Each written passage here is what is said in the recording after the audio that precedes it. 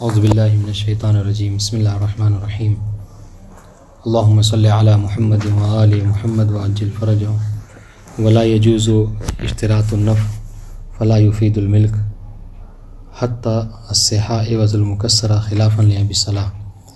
گرچہ کل ہم یہ پڑھ چکے تھے پر کل ریکارڈ نہیں ہو پایا تھا، بہت جلدی اس کو بس ترجمے کے طور پہ پڑھ کے گزر جائیں گے۔ بات ہماری چل رہی تھی کتاب الدین میں، اور ایک چیز سے استدراک کرنا ہے، حالانکہ وہ چیز غلط نہیں ہے۔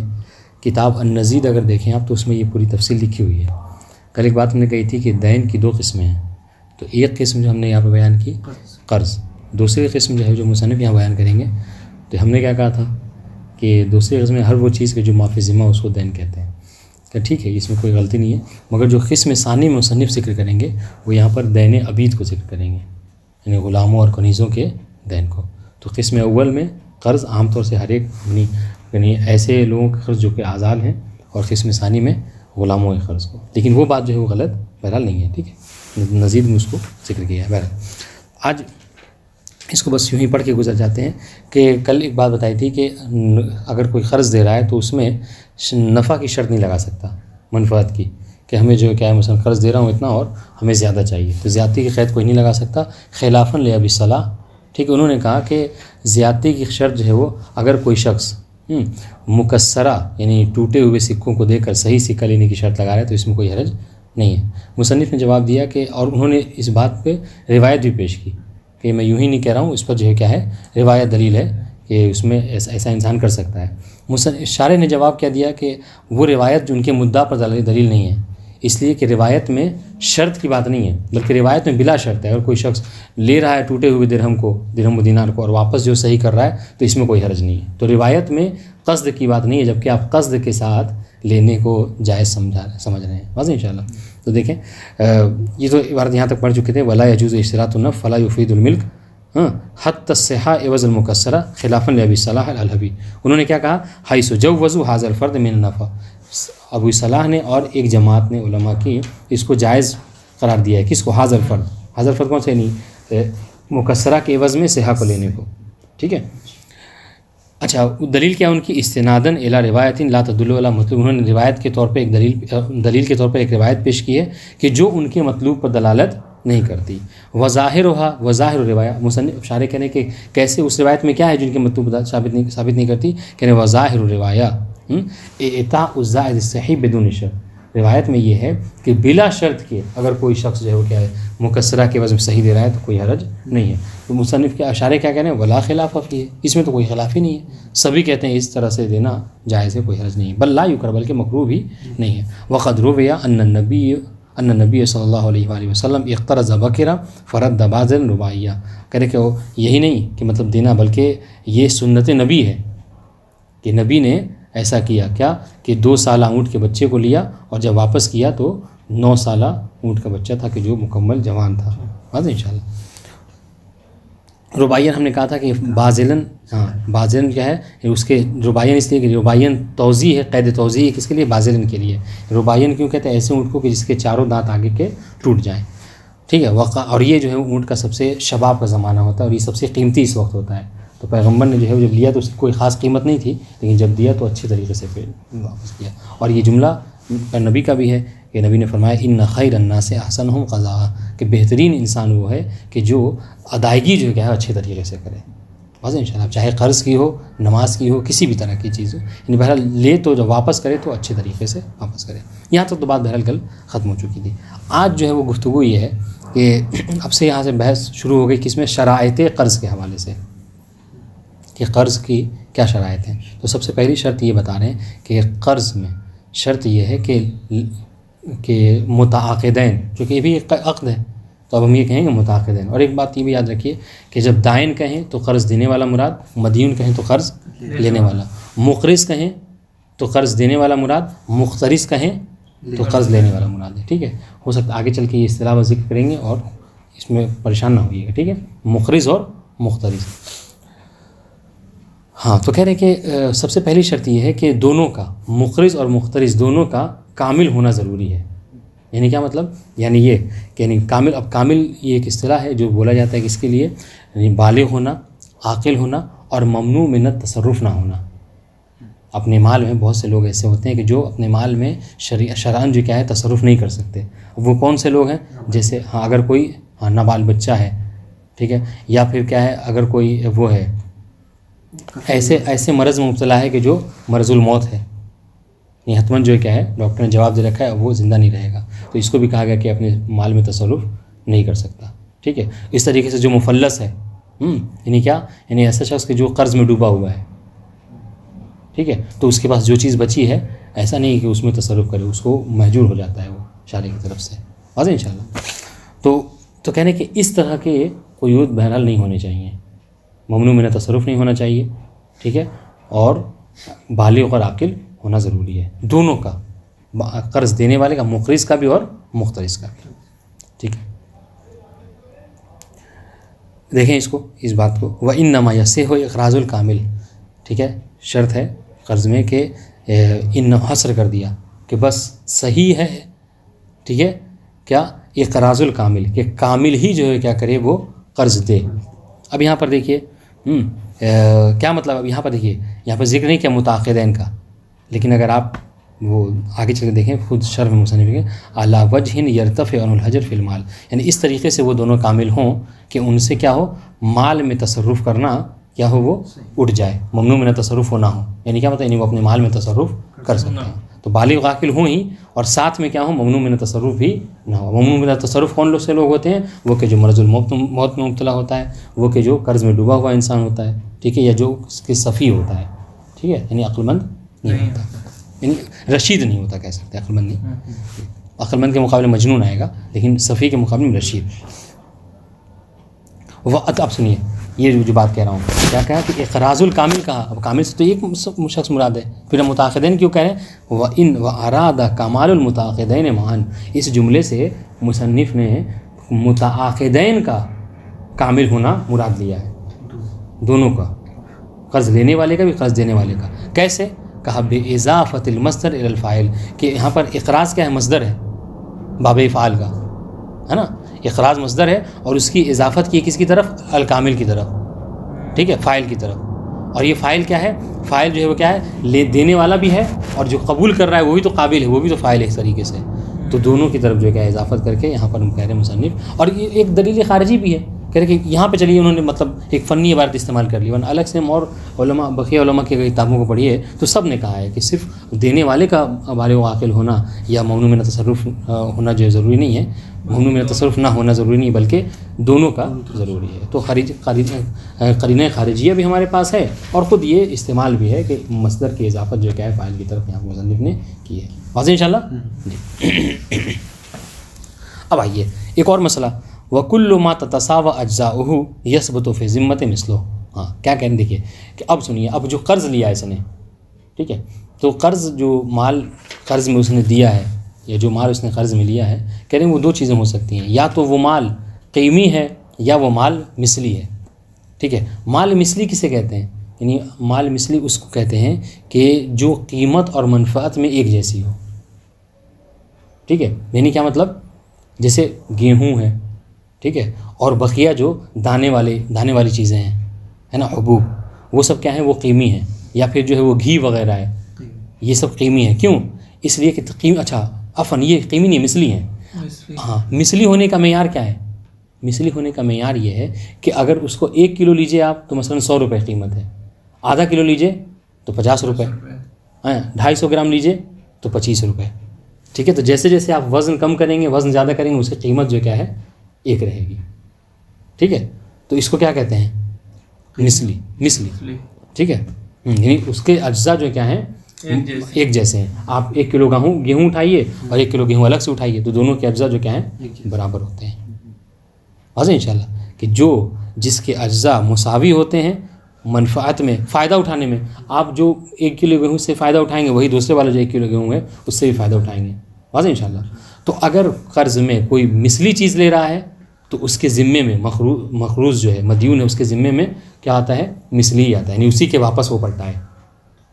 سمجھ رہے ہیں؟ یعنی کیا مطلب، یعنی 1 کلو گیہوں اگر ہم نے آپ سے قرض میں لیا ہے تو ہم آپ کو کیا کریں گے، 1 کلو گیہوں واپس کریں گے. واضح انشاءاللہ. اچھا، لیکن ایسی چیز کہ جس کے قیمت جو کیا ہے برابر نہیں ہوتی، ٹھیک ہے، جس کے صفات برابر نہیں ہوتے ہیں، ہاں جیسے جانور ہے مثلا، ہے نا، تو اس میں کیا ہے، اس میں آپ کو اگر قرض کے لیے کے طور پہ آپ نے لیا ہے تو وہاں پر آپ اس کے مثل نہیں پلٹائیے گا. اس کے مثل میں کیا ہے، یا تو آپ کو نقصان ہوگا دینے والے کو یا فائدہ ہوگا. لیا اچھا خاصا جانور اور واپس جو ہے وہ پتلا کر رہا ہے مثلا، ٹھیک ہے، تو یہ نقصان ہے. تو اس لیے کیا کرے، تو ہر وہ چیز کے جس کے اجزاء مساوی نہ ہو. تو مثلی اور قیمی کا سمجھنے کا طریقہ یہی ہے کہ جس کے اجزاء جو کیا ہے مساوی ہوتے ہیں، ٹھیک ہے، اور ان کی قیمت بھی جو ہے برابر کی ہوتی ہے. لیکن آپ 2 جانور اٹھائیں تو دونوں جانور کی قیمت ایک طرح کی نہیں ہوتی ہے کہ نہیں، ایسا ہوتا ہے عام طور سے. تو اس صورت میں کیا کریں گے، تو اگر کوئی قیمی شے قرض کے طور پر لے رہا ہے تو اس صورت میں اس کو کیا چاہیے کہ وہ قیمت اس کی پلٹائے، اس کی مثل نہیں پلٹائے. اور اس کی مثال جو کیا ہے، حیوانات ہے. ٹھیک ہے. ایک اور بات اب آئیے کہ چلیے قرض تو لے لیا، اب جب واپس کر رہا ہے، اب قیمت واپس کرنا ہے نا. آپ نے کہا کہ جب اگر قیمی شے قرض کے طور پر لے رہا ہے تو اس کو قیمت واپس کرنی ہے. تو سوال ہوتا ہے کہ یہ بتائیے اگر قرض لیا اس نے اور اس کو قیمت واپس کرنی ہے، مثلی میں تو یہ بات نہیں ہوگی.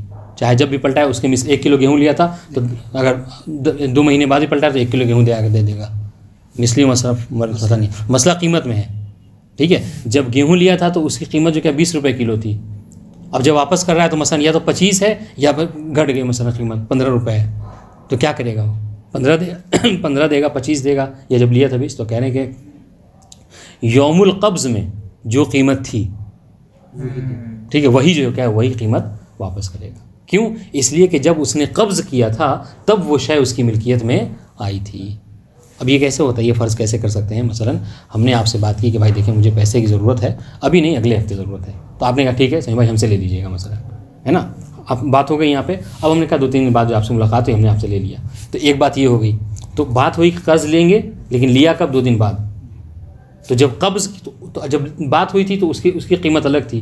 جب ہم نے آپ سے قرض لیا تو اس کی قیمت جو مثلا الگ ہے نا جانور کی. یا پھر یہ ہوتا ہے کہ قرض لے لیا، جب واپس دے رہے ہیں تو واپس دیتے وقت جب لیا تھا، جب قبض کیا تھا تو اس کی قیمت الگ ہے، ہاں، جب واپس کر رہے ہیں تو اس کی قیمت الگ ہے. یہ سب کیا ہے، سب اقوال ہیں.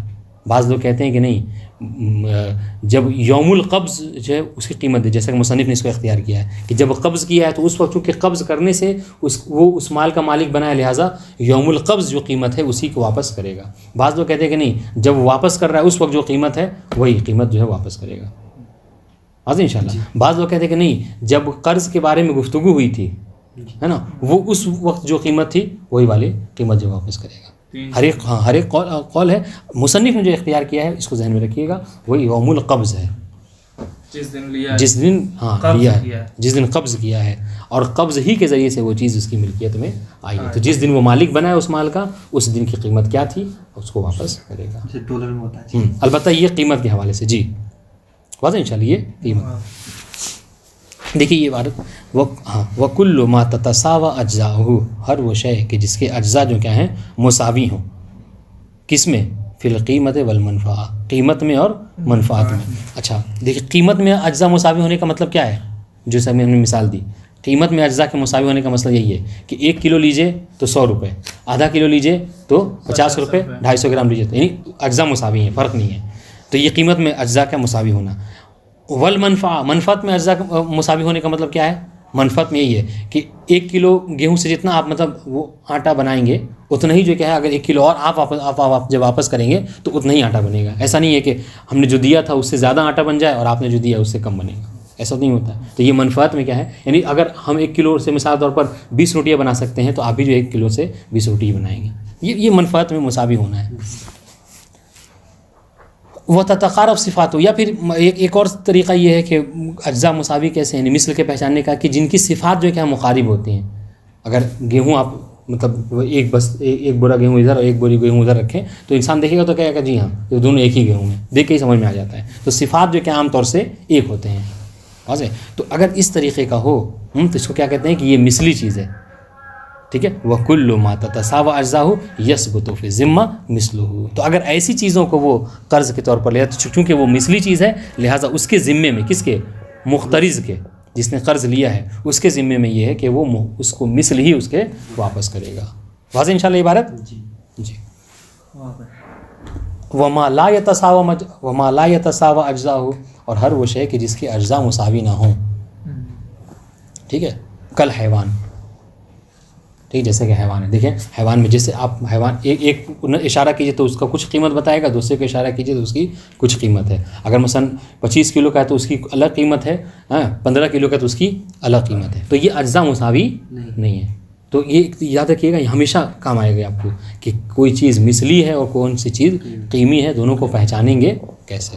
تو مثلی کے پہچاننے کا طریقہ کیا ہے؟ یا تو قیمت مساوی ہو، یا یعنی اجزاء اس کے مساوی ہوں، ٹھیک ہے، یا پھر جو کیا ہے قیمت مساوی ہو، منفعت مساوی ہو، یا صفات جو کیا ہو ایک ہو، ٹھیک ہے. اور قیمی میں ایسا نہیں ہے. تو کیا ہوگا اگر کوئی قیمی چیز نہیں وہ مالا تثبت قیمت ہو یوم القبض، تو اس وقت اس کے ذمے میں، مقروض کے ذمے میں کیا ہوتی ہے؟ قیمت اس کے ذمے آتی ہے، لیکن کب؟ یوم القبض، جب اس نے اس کو قبض کیا تھا. کیوں؟ لأنہ وقت الملک، اس لیے کہ یہی جو کیا ہے وقت ملک ہے، یہی وہ وقت ہے کہ جب اس کے ملکیت میں وہ چیز آئی تھی. واضح انشاءاللہ. تو اس سے یہ سمجھ میں آیا کہ مصنف کے نزدیک مالک کب بنتا ہے انسان؟ قبض کے ذریعے سے. اب یہاں پر اگلی بحث ہے، سنیے، بہت اچھی بحث ہے، یہ تھوڑا دقیق ہے. یہ آنے والی عبارتوں میں سے اگر ان میں سے سوال دیا تو اب تک ہم سمجھتے ہیں جو ہم نے پڑھا ہے ان میں سے کچھ نہیں دیں گے، لیکن اگر دینا چاہے انسان تو یہ سوال دے سکتا ہے کہ انسان، سنیے کیا ہے اختلاف، اور بہت یہ اختلاف ہے اس میں کہ انسان جو مقروض ہوتا ہے، جو مقترض ہوتا ہے، مدیون ہوتا ہے، وہ قرض جو مال قرض ہے اس کا مالک کب بنتا ہے. اس میں علماء کے درمیان میں اختلاف، بہت اہم بحث ہے، یاد رکھیے گا. اس میں علماء میں اختلاف ہے کہ مال قرض کا مالک مقترض کب بنتا ہے. تو مصنف نے یہ اختیار کیا کہ مال قرض کا مالک مقروض کب بنتا ہے؟ یوم القبض، یعنی قبض کے ذریعے سے وہ مالک بن جاتا ہے، قبض کر لے. تو بعض علماء کہتے ہیں کہ نہیں، قبض کرنے کے ذریعے سے وہ مالک نہیں بنتا، بلکہ تصرف کرنے سے مالک بنتا ہے. سمجھ رہے ہیں؟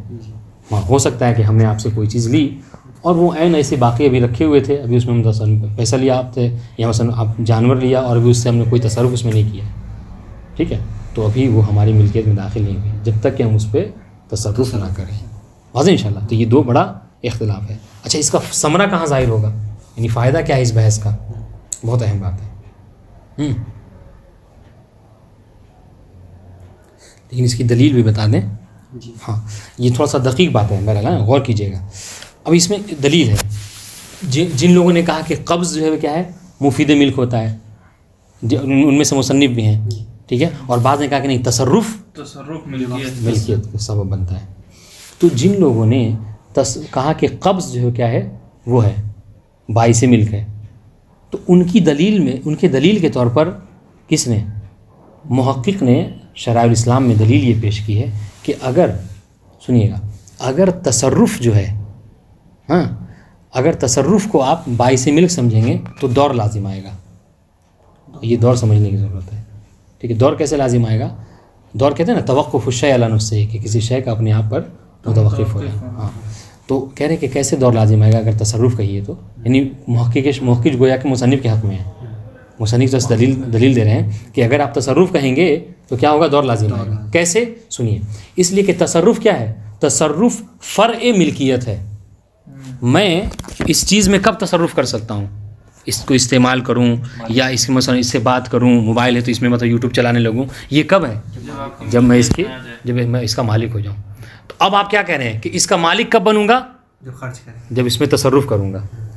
یعنی دیکھیے، پہلے کہا کہ تصرف اس وقت کر سکتے ہیں جب ہم مالک ہوں، تو مطلب کیا ہے کہ ملکیت پہلے ہے، تصرف بعد میں ہے، ٹھیک ہے. اور اگر آپ یہ کہہ رہے ہیں کہ نہیں، ملکیت تب آئے گی جب آپ تصرف کیجیے گا، سمجھ رہے؟ تو کیا ہو گیا؟ ایک شے دوسرے کے اوپر موقوف ہو جا رہی ہے، یا ایک شے بلکہ اپنے اوپر ہی موقوف ہو جا رہی ہے. تصرف موقوف بالتصرف ہے، اور یہ چیز کیا ہے؟ دور ہے. واضح انشاءاللہ؟ نہیں واضح؟ جی واضح. کیا کہہ رہے ہیں؟ دیکھیے ایک بار اور بتا رہے ہیں. انہوں نے کہا جو یہ کس کے، یہ اشکال دور کس کے اوپر ہے؟ اس چیز کو نہیں، یہ اشکال کس کے اوپر کیا جا رہا ہے؟ مصنف کے اوپر یا مصنف کے مقابل میں جو لوگ ہیں کیا کہتے ہیں؟ یہ ان کے اوپر ہے کہ جو ملکیت کے لیے تصرف کو شرط مانتے ہیں، ملکیت کے لیے تصرف کو شرط مانتے ہیں، ٹھیک ہے. تو ان پر اشکال یہ ہوا کہ حضور اگر آپ ملکیت کے لیے تصرف کو شرط مانیے گا تو اس سے دور لازم آئے گا. کہا وہ کیسے؟ وہ اس لیے کہ آپ کہہ رہے ہیں کہ ملکیت تب آئے گی انسان کو کہ جب اس میں وہ تصرف کرے گا، جبکہ تصرف کیا ہوتا ہے؟ فرع ملکیت ہے. تصرف انسان کسی چیز میں اس وقت کر سکتا ہے جب اس کا مالک ہوگا. واضح انشاءاللہ. تو یہ جو ہے کیا ہے، ایک چیز دوسرے کے اوپر موقوف ہو جا رہا ہے. مصنف شارح جو کہہ رہے ہیں کہ نہیں، ہم آپ کے اس اشکال دور سے راضی نہیں ہیں، اس پر اشکال دور لازم نہیں. کیوں؟ اس لیے کہ آپ جو یہ کہہ رہے ہیں نا کہ تصرف جو ہے وہ ملکیت پر، سنیے گا جواب سنیے گا، بعد میں لکھ لیجیے گا. تصرف جو یہ جو آپ کہہ رہے ہیں کہ تصرف اگر باعث ملکیت ہے تو اس سے دور لازم آ رہا ہے، شارح کہہ رہے ہیں کہ نہیں، یہ مطلقاً درست نہیں ہے. بہت سے ایسے مقامات ہیں کہ جہاں پر تصرف انسان کرتا ہے مگر اس کا مالک نہیں ہوتا. سمجھ رہے ہیں؟ بہت سے ایسے مقامات ہیں، خاص طور سے دیکھیے آپ اس میں آریہ وغیرہ میں کیا ہوتا ہے. میرے پاس، آپ کے پاس مثلا کتاب لمحہ کی کتاب نہیں ہے، ٹھیک ہے، اور میں جو مثال ابھی ہم کفایہ مقاصد پڑھ رہے ہیں، آپ نے کہا سمجھ بھائی آپ کی تو لمحہ بھی فارغ ہوگی. میں نے کہا جی بالکل فارغ ہے، کاپوں میں دے دیجیے گا. آپ لے کے اس کو پڑھ رہے ہیں، روزانہ جا رہے ہیں حوضے، آ رہے ہیں واپس مدرسے، اس میں کوئی تعلیقہ وغیرہ تو اس پہ لکھ بھی رہے ہیں، تو کیا وہ چیز آپ کی ملکیت ہے؟ آپ اس میں تصرف کر رہے ہیں مگر وہ آپ کی ملکیت نہیں ہے. تو کہیں اس طرح کی بہت سی چیزیں ہیں. تو کہہ رہے ہیں کہ یہ آپ کا جملہ کہنا کہ تصرف کے لیے مالک ہونا ضروری ہے، کہہ رہے ہیں یہ مطلقاً درست نہیں ہے. ہر جگہ پہ ایسا نہیں ہوتا. اس کی سب سے بڑا ہم پورا ایک باب آپ کو مثال کے طور پر دے رہے ہیں، باب عاریت، کہ جہاں پہ کوئی چیز انسان کسی کو عاریت کے طور پہ دیتا ہے، ٹھیک ہے. تو اس میں کیا ہوتا ہے؟ اس میں انسان تصرف کرتا ہے لیکن اس کا مالک نہیں ہوتا ہے. لہٰذا یہ مت کہیے کہ اس سے کیا ہے دور لازم آ رہا ہے. دیکھیے ابھی اب اس کے بعد ثمرہ کہاں ظاہر ہوگا، یہ تھوڑا اور مسئلہ بہت اہم ہے، اس کو انشاءاللہ بعد میں پڑھتے ہیں. لیکن اس میں مالک کی اجازت ہوتی ہے نا. ہاں اجازت تو وہی تو کہہ رہے ہیں، تو اجازت تو اس میں بھی قرض میں بھی ہے. جب یہی مصنف شارح کہیں گے جہاں تک اجازت کی بات ہے تو بھائی مقرض نے اور مقترض نے مل کر باقاعدہ عقد کیا ہے. اس نے کہا ہے کہ مطلب اقرض تو کا، اس نے کہا قبل تو. واضح انشاءاللہ. تو جہاں تک اجازت کی بات ہے تو یہاں پہ بھی موجود ہے. سنیے، وہ بھی زمین کہاں پلٹائیں خود بتا دیا، اے بالقبض یملک، یعنی قبض کے ذریعے سے مقترض. دیکھیے اب یہاں پر مقترض کہہ رہے ہیں، مقترض سے کون مراد ہے؟ قرض لینے والا، دینے والا نہیں. مقترض جو ہے کیا ہے؟ مال قرض کا مالک ہو جاتا ہے. ایسے پڑھیں گے وہ بالقبض یملک المقتر، یہ مقترض القرض المشہور. کیا ہے اس کو عبارت اگر ترکیب کے لحاظ سے دیکھیں تو کیا ہوگا؟ تب اگر ترکیب وغیرہ تھوڑا ذہن میں رہے تو ترجمہ کرنے میں آپ کو بہت آسانی ہوگی. یعنی قبض کے ذریعے سے یملکوں کا فاعل ہوگا مقترض، یعنی مقترض جو ہے وہ مالک بن جائے گا. کس کا؟ القرضہ مفعول بہ، قرض کا، مال قرض کا مقترض مالک بن جاتا ہے. کب؟ قبض کے ذریعے سے، علی المشہور، بنا بر قول مشہور. یعنی یہ صرف مصنف کا قول نہیں ہے بلکہ ہاں مشہور کا یہی قول ہے. لا بالتصرف، ہاں تصرف کے ذریعے سے مالک نہیں بنتا. جبکہ یہ ایک، حالانکہ یہ بھی قول ہے، بعض علماء نے یہ بھی کہا ہے کہ نہیں، ملکیت کے لیے تصرف کرنا ضروری ہے. واضح انشاءاللہ. قیلہ، اب یہ قیلہ کون ہے؟ یہ وہ ہیں محقق اپنی کتاب شرائع میں. انہوں نے دلیل دی ہے کس کے حق میں؟ مشہور کے حق میں دلیل دی ہے، اور تصرف کہنے والوں کو رد کیا انہوں نے. جو ملکیت، ہاں جو ملکیت کے لیے تصرف کو شرط مانتے ہیں ان کو رد کیا ہے. کہا کہ لِأَنَّهُ، حاکم پلٹائیں گے تصرف، لِأَنَّ التصرف فرع الملکیہ، کہ تصرف کیا ہے؟ وہ فرع ملکیت ہے. اچھا فرع ملکیت یعنی کیا مطلب؟ یعنی آپ تصرف اس وقت کسی چیز میں کر سکتے ہیں جب آپ اس کے کیا ہوں؟ پہلے مالک ہوں. اصل ملک ہے اور فرع اس کے تصرف ہے. جب آپ مالک بنتے ہیں تب آپ اس میں تصرف کرتے ہیں. فَيَمْتَنِعُ كَوْنُهُ شَرْطًا فِيهِ، اب جب آپ اس بات کو مان رہے ہیں، تسلیم کر رہے ہیں، سنیے گا، جب اس بات تسلیم کر رہے ہیں کہ تصرف فرع ملکیت ہے تو پھر ممتنع ہے، محال ہے، صحیح نہیں ہے کہ کون التصرف شرطاً فی الملک، کہ خود تصرف جو کیا ہے شرط ہو ملک کے لیے.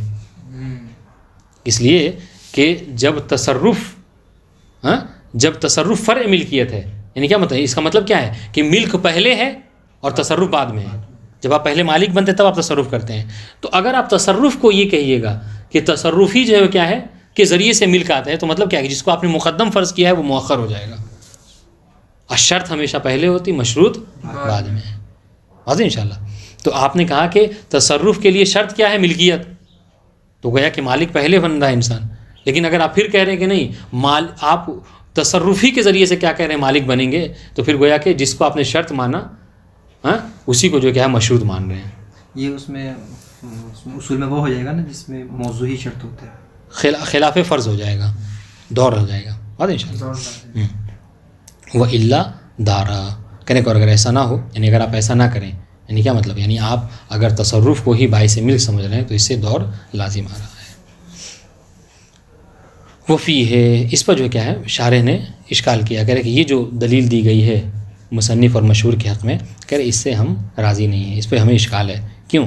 من و طبعیت ہی للملک مطلقہ، کہہ رہے کہ ہاں آپ فی الجملہ اگر کہہ رہے ہیں، یعنی کیا فی الجملہ، یعنی کیا، یعنی بعض صورتوں میں موجب جزیہ کے طور پر اگر آپ کہہ رہے ہیں کہ ہاں کہ تصرف کے لیے ملکیت ضروری ہے تو ہم تسلیم کرتے ہیں، لیکن اگر بالجملہ مطلقاً کہہ رہے ہیں فی جمیع الاحوال کہ تمام صورتوں میں تصرف کے لیے پہلے مالک بننا ضروری ہے، تو اگر ہم آپ کی اس بات کو قبول نہیں کرتے۔ ٹھیک ہے، من و طبیعت تصرف ہے للملک، کہ ہم اس کو نہیں مانتے کہ تصرف جو کیا ہے تابع ہے کس کی، ملکیت کا، مطلقاً۔ ٹھیک ہے، مطلقاً نہیں دائما، فی جمیع الاحوال نہیں، ایسا نہیں ہے۔ اذ یکفی فی ہے یعنی فی تصرف اذن للمالک، اس لیے کہ ہم دیکھتے ہیں کہ بہت سے مقامات ایسے کہ جہاں پر تصرف کے لیے بس مالک کی اجازت ہی کافی ہے۔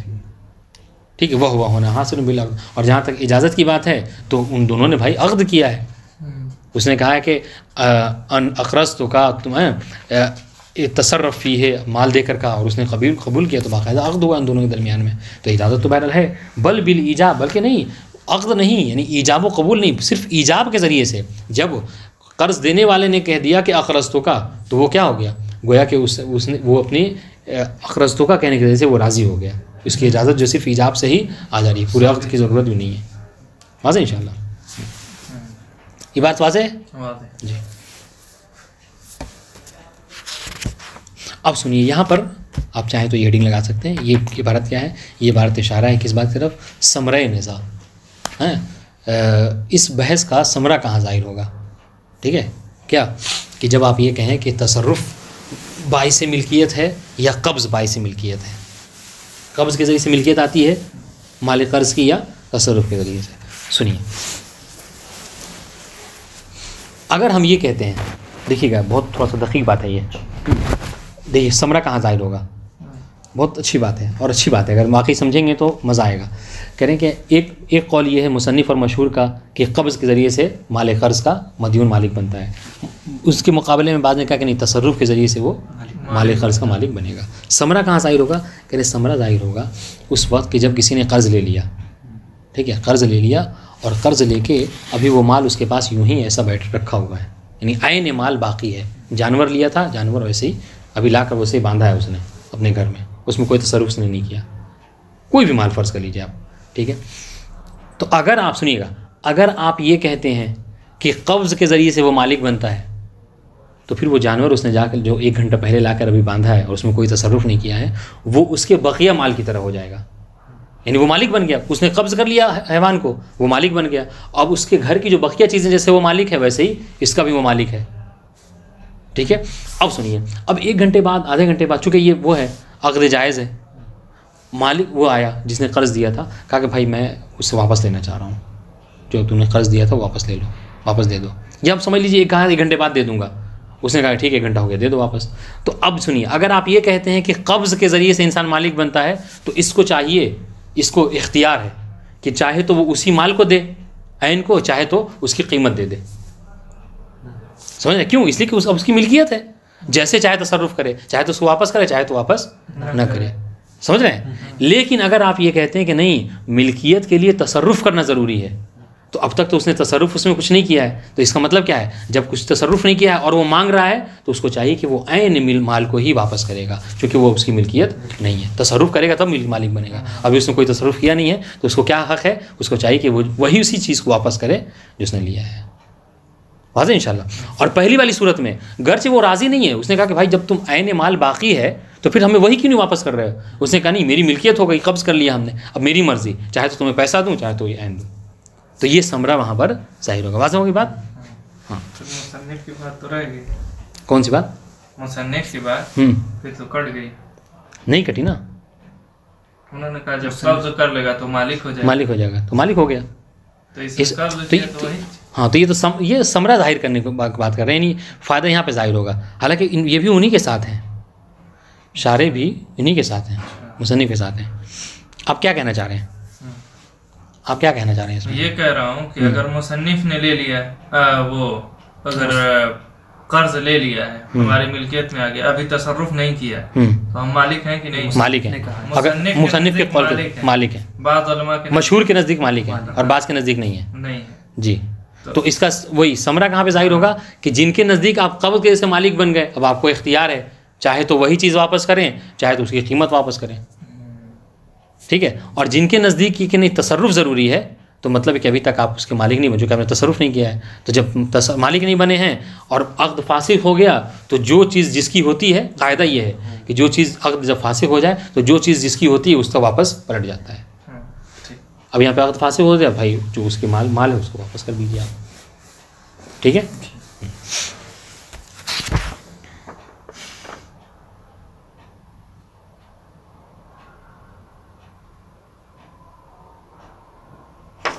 ہاں ایک بات ہے یہاں پر اس کو کہہ رہے ہیں کہ ایک صورت ہے کہ جہاں پر ہم یہ کہہ سکتے ہیں کہ حتیٰ کہ قبض کے ذریعے سے بھی انسان مالک بن رہا ہو، مشہور کے نزدیک حتیٰ کہ ہم نے کہا تھا قبض سے مالک بن رہا ہو، پھر بھی اس کے لیے ضروری ہے کہ وہ کیا کرے کہ جب وہ کیا کرے عین کو ہی واپس کرے گا، گرچہ اس کا مالک بن گیا ہے لیکن پھر بھی عین کا مالک بنے گا. کب؟ ایک صورت ہم جہاں پہ کہہ سکتے ہیں، یعنی ممکن ہمارے لیے کہنا کب؟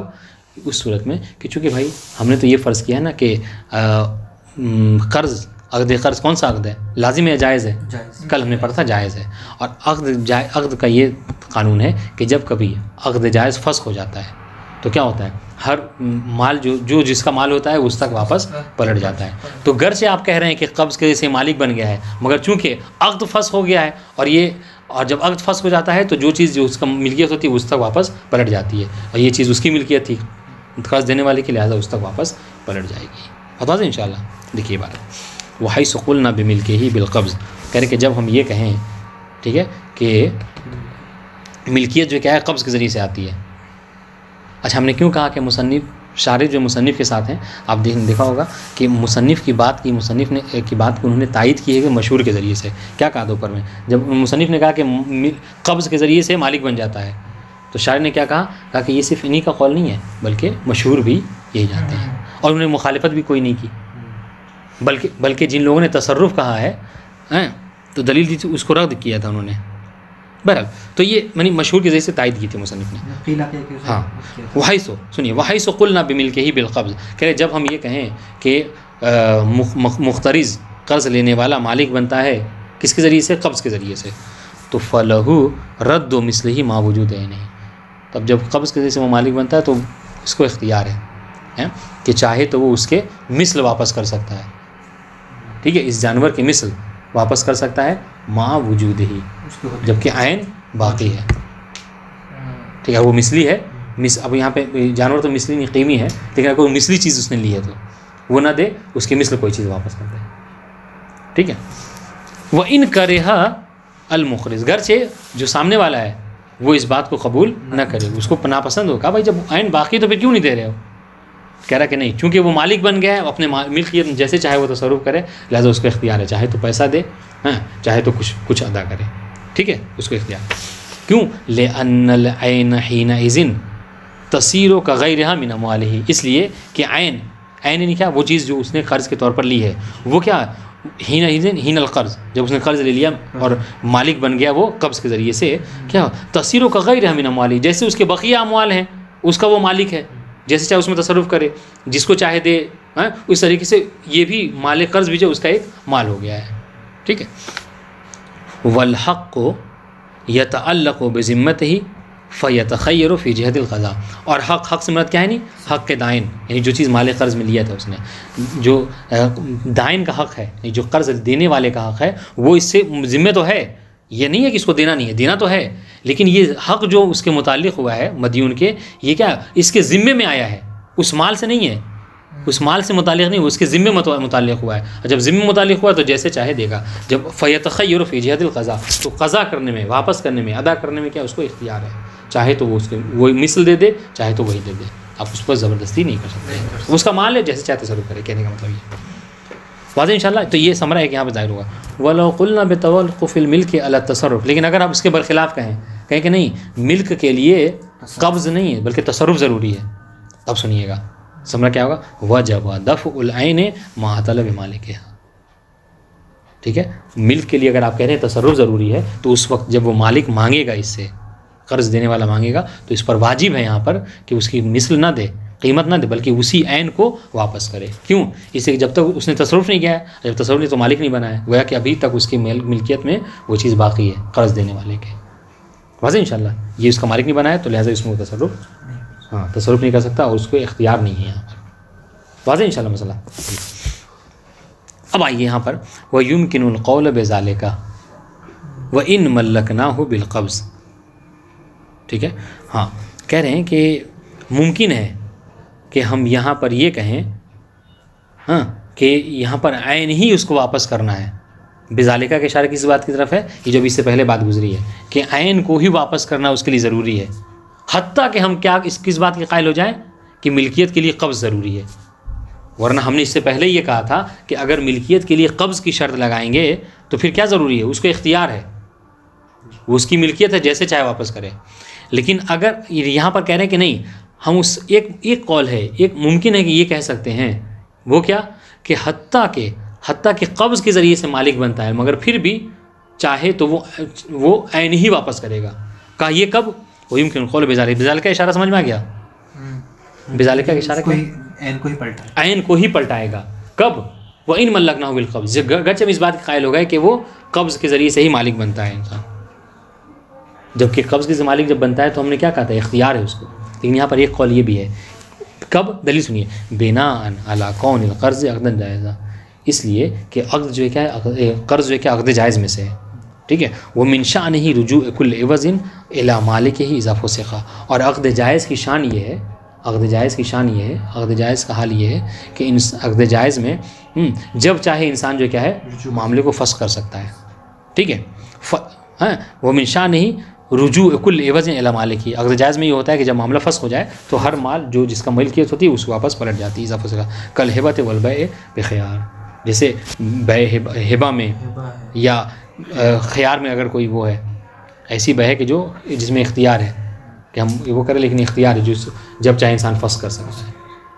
نہ بے عقد لازم میں سے ہے مگر اس کو فسخ نہیں کر سکتا کوئی. مگر اگر کوئی اس طریقے سے بے کرے کہ میں دیکھیے آپ کو یہ موبائل بیچ تو رہا ہوں لیکن اس شرط کے ساتھ کہ جب میرا جی چاہے گا اس معاملے کو فسخ کر دوں گا, تو ہم نے اگر فسخ کی شرط لگا دی ہے تو جب چاہیں ہم آپ معاملے کو توڑ سکتے ہیں. اس بات کی شرط ہے. تو کہنے کا مطلب کیا ہے؟ کہنے کا مطلب یہ ہے کہ گرچہ ہم نے اس سے پہلے یہ کہا کہ اگر کوئی قبض کے ذریعے سے مالک بنتا ہے تو اس کو اختیار ہے, لیکن ایک قول وہاں پہ بھی پایا جاتا ہے کہ قبض کے ذریعے سے یہ ملکیت میں یہ احتمال پایا جاتا ہے کہ چونکہ عقد جائز ہے اور عقد جائز میں فسخ ہو جاتا ہے اور انسان چاہے تو فسخ کر سکتا ہے, جب فسخ ہو جائے تو ہر چیز اس کی ملکیت جو اس کا مالک ہوتا ہے وہ پلٹ جاتی ہے. تو یہاں پر اس کو عین ہی اس کو واپس کرنا ہوگا. واضح انشاءاللہ. خیر تھوڑا سا مسئلہ یہ دقیق تھا, اس کو ایک دو بار اور سنیے گا تو بات واضح ہو جائے گی. ویسے اتنی مشکل نہیں ہے, آسان. ولا یلزم اشتراط الاجل فی. ایک اور مسئلہ پڑھ لیں. ہاں اب یہ کہہ رہے ہیں کہ عقد اس میں قرض میں ایک اور مسئلہ یہ کہ قرض میں اشتراط اجل, دیکھیے شرائط قرض میں سے ہے کہ انسان مدت کی شرط لگانا لازم نہیں ہے. ولا یلزم اشتراط الاجل فیہ لمالہ ولا لغیرہ. لازم نہیں ہے کہ انسان قرض جب دے رہا ہے یا لے رہا ہے تو اس میں کیا کرے, مدت کی قید لگائے. ٹھیک, اور اگر مدت کی قید کوئی لگا دیتا ہے اس کی وفا بھی کرے. ہم نے آپ سے قرض لیا, کہا کہ دے دیجئے, اگلے مہینے راتیں ملے گا تو دے دوں گا. ٹھیک ہے, آپ نے دے دیا. ٹھیک ہے, آپ نے دے دیا ایک مہینے, لیکن پھر آپ کو ضرورت پڑ گئی, ویسے انڈیا جانا ہے, کہیں جانا ہے, تو آپ آ کے چاہیں تو 2 دن بعد ہی ہم سے مانگ سکتے ہیں. گرچہ مدت طے ہو گئی ہے مگر پھر بھی آپ چاہیں تو ہم سے مانگ سکتے ہیں. ٹھیک ہے, اور ہم نے کہا تھا کہ بھائی ہم آپ کو جو ہے کیا ہے مثلا آپ کو اگلے مہینے دیں گے, میرے پاس پیسے ہو گئے, میں چاہوں تو آپ کو واپس ابھی کر سکتا ہوں. ٹھیک ہے, تو لازم نہیں ہے اشتراط الاجل فی عقد القرض. ٹھیک ہے, کس کے لیے؟ لمالہ ولا لغیرہ. دونوں کے لیے نہیں, لمالہ اپنے اس مال قرض کے لیے اور نہ ہی مال قرض کے علاوہ کسی اور قرض کے لیے. سنیے یہ بہت ضروری ہے, اس کو سمجھیے گا. لمالہ کی مثال کیا ہوگی؟ لمالہ کی مثال وہی ہے کہ جو بھی ہم نے آپ کو بتائی, کہ میں یہ کہوں کہ دیکھیے میں آپ کو قرض تو دوں گا ہاں لیکن آپ جو کیا کریں گے، ہاں آپ قرض دے رہا ہوں آپ کو، آپ جو ہے وہ اس پہ جب راتی ملے گا تو لوٹا دیجیے گا، یا 1 ہفتے بعد لوٹا دیجیے گا، ٹھیک ہے. تو یہ اس مال کے اوپر وہ ہو گیا، اجل کی قید ہو گئی. کبھی کبھی ہوتا ہے کہ نہیں، شرط جو ہے وہ کیا ہے، اس مال کے اوپر تو قید نہیں ہے لیکن کسی اور مال کے اوپر ہے. جیسے کیا ہے، مثال طور پر ہم میں اور آپ میں جو کیا ہے، مطلب ایک بار ہم آپ سے قرض لیے ہوئے ہیں، آلریڈی آپ سے ہم قرض لیے ہوئے ہیں، ٹھیک ہے. اور اس قرض سنیے گا، مثال سنیے گا، یہ لغیرہی کی بات کیا ہے کہ لغیری میں قید شرط کب آتی ہے. ہم نے آپ سے قرض لیا ہوا ہے اور اس قرض کی ادائیگی کا وقت مثلا پرسوں ہے، ٹھیک ہے، پرسوں ہے. اب آپ نے کیا کیا، ہم سے قرض مانگا، آپ نے ہم سے مانگ لیا، اب آپ نے ہم سے قرض مانگ لیا، ٹھیک ہے. تو ہم یا کوئی اور چیز مانگی قرض کے طور پر، جانور تھا میرے پاس، آپ نے ہم سے جانور مانگ لیا کہ قرض پہ دے دو، تو ہم آپ کو دیں گے. لیکن ہم یہ شرط کیا لگا رہے ہیں کہ دیکھیں میں آپ کو جانور دے رہا ہوں لیکن اس شرط پہ کہ وہ جو پرسوں آپ ہم سے ایک تسلیم کرنے والے ہیں وہ پرسوں مت مانگیے، 10 دن بعد مانگیے ہم سے. تو یہ قرض شرط تو لگائیے لیکن اس مال میں نہیں جو بھی ہم آپ کو جانور قرض کے طور پر دے رہے ہیں، اس مال میں نہیں، لغیر مال القرض، وہی تو جو مال ہم آپ کو دے رہے قرض وہ جانور ہے، لیکن شرط اس میں جانور میں نہیں لگائی ہم نے. شرط لگا دی کس میں کہ جو پرسوں آپ ہم سے تسلیم کرنے والے ہیں کہ بھائی میں پرسوں نہیں دے پاؤں گا، آپ جو کہ 10 دن بعد ہم سے مانگی، اس شرط پہ ہم آپ کو جانور یہ قرض پہ دیں گے.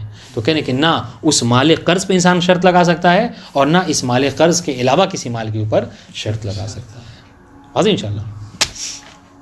کیوں؟ لأنہ عقد جائز، شرط کیوں نہیں ہے؟ اس لیے کہ عقد یہ عقد جائز ہے قرض، ٹھیک ہے. فلا یلزم ما یشترط فیہ، تو پھر اس میں لازم نہیں ہوگا کوئی جو بھی شرط اس میں لگایا جائے گا، ٹھیک ہے. لازم نہیں ہوگا یعنی کیا مطلب، یعنی وہی کہ وہ اگر لگا بھی دیں، آپ کہہ بھی دیں تو ہمیں وفا کرنا ضروری نہیں ہے، توڑ سکتے ہیں اس کو.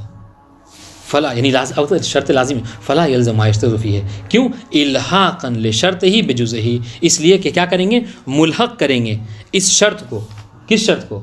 یہ جو شرط آپ نے لگائی ہے قرض میں، اس کو اس کے جز سے، اور جز کیا ہے، وہی عقد. عقد کیا ہے؟ عقد جائز ہے، ٹھیک ہے. تو جب پورا معاملہ ہی آپ کا عقد جائز ہے تو پھر اس کے اندر جو شرط ہے وہ بھی کیا ہے، جائز ہی ہوگی، وہ میرے لیے لازم نہیں ہوگی. واضح انشاءاللہ، ٹھیک ہے. عبارت واضح. یہ جو شرط آپ لگا رہے ہیں اس شرط کو ملحق کریں گے اس عقد سے، اور عقد جائز ہے تو لہٰذا یہ شرط بھی آپ ہمارے لیے توڑنا جائز ہے، جب چاہیں ہم اس کو فسخ کر سکتے ہیں. ہاں ایک صورتحال ہے، نعم لو شرط اجل القرض فی عقد لازم لزم ما سبق، لیکن ہاں اگر یہ جو شرط لگا رہا ہے مدت کی، اگر ایسے معاملے میں لگا رہا ہے کہ جو معاملہ جو عقد کیا عقد لازم ہے، عقد جائز نہیں ہے، تو اس وقت کیا ہے اس شرط پر عمل کرنا ضروری ہے. جیسے ہم اسی مثال کو آپ فرض کر سکتے ہیں، پرسوں ہماری باری ہے کہ ہم آپ کو کیا کریں، آپ کا قرض واپس پلٹائیں، لیکن اس سے درمیان میں کیا ایک معاملہ ہو گیا، وہ کیا، بیع و فروخت. یہ موبائل ہم نے آپ کو بیچا، ٹھیک ہے، آپ کو پسند آ گیا موبائل کا، ہمیں بیچ دیجیے. کا ہم نے کیا کہا، ہم نے کہا ہاں ہم یہ معاملہ کریں گے، یہ موبائل آپ کو بیچیں گے عقد بیع کے ذریعے سے بیچیں گے، اس شرط پہ کہ وہ جو پرسوں آپ ہم سے مانگنے والے ہیں وہ ہم پرسوں نہیں دیں گے، آپ کو 10 دن بعد دیں گے. آپ نے کہا ٹھیک ہے. تو اب چونکہ یہاں پر یہ بیع عقد لازم ہے اور عقد لازم کے درمیان انہوں نے مدت کی قید لگائی ہے، تو غرض کے مدت کی قید لگائی ہے، لیکن یہ چونکہ عقد لازم ہے لہٰذا اس شرط پر وفا کرنا بھی جو کیا ہے لازم ہو جائے گا، اس پر توڑ نہیں سکتے. کیوں؟ اس لیے کہ یہاں پر آپ وہ والی بات نہیں کہیں گے کہ آپ شرط کو ملحق کریں گے جز سے، چونکہ جز تو یہاں پر لازم ہے لہٰذا یہ شرط بھی لازم ہو جائے گی. اور وہاں چونکہ جز جو ہے کیا ہے، یعنی عقد قرض وہ کیا ہے، وہ جائز ہے لہٰذا وہ جائز ہے. واضح انشاءاللہ. میرے خیال سے یہاں تک رہیں گے. والسلام علیکم ورحمۃ اللہ وبرکاتہ. اللہم صلی علی محمد.